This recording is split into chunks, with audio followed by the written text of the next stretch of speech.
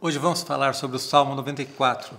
E esse salmo, ele começa de uma maneira um pouco surpreendente para nós, com uma linguagem bastante agressiva, quando ele diz assim: ó Senhor, Deus das vinganças, ó Deus das vinganças, resplandece.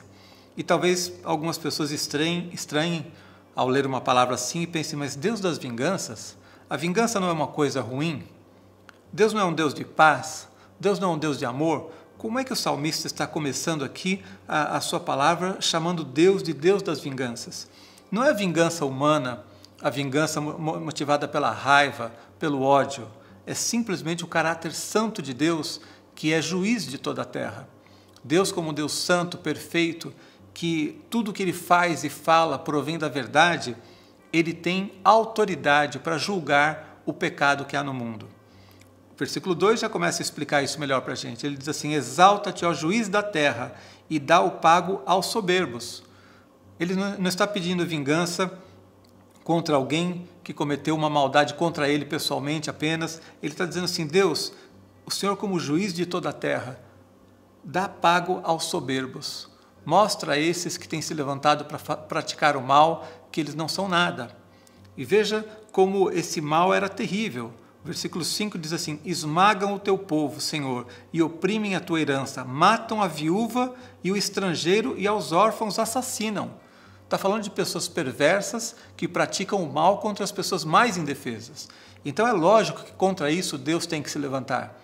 É lógico que contra isso nós devemos orar e pedir que Deus traga justiça. Justiça é diferente daquele conceito que nós temos normalmente de vingança.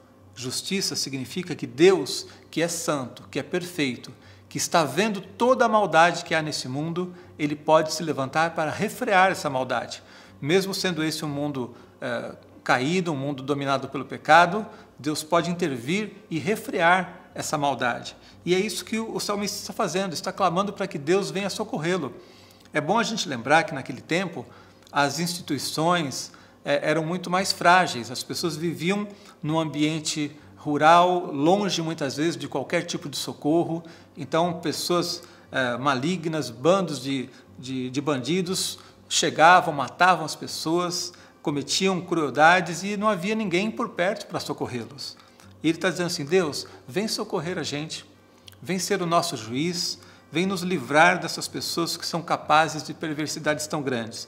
Então, quando você começa a ler o texto lá e vê o texto chamando de Deus das vinganças, leia logo o versículo 2 que você vai entender melhor. Exalta-te, ó juiz da terra, e dá o pago aos soberbos. Versículo 9 e 10 dizem assim: o que fez o ouvido, acaso não ouvirá? E o que formou os olhos, será que não enxerga? Ou seja, vocês pensam que Deus não está vendo o que está acontecendo? Ele vê sim. Porventura, quem repreende as nações não há de punir? Aquele que aos homens dá conhecimento não tem sabedoria? Então essas pessoas perversas achavam que Deus não iria agir, que Deus não estava vendo, que Deus não estava se importando, mas o salmista demonstra que Deus é um Deus santo, e Deus vem sim em socorro. No versículo 16 ele diz: quem se levantará a meu favor contra os perversos? Quem estará comigo contra os que praticam a iniquidade? E no versículo 17 e 18 ele tem a resposta: se não for o auxílio do Senhor, já a minha alma estaria na região do silêncio, ou seja, eu já teria morrido. Quando eu digo, resvala-me o pé, a tua benignidade, Senhor, me sustém.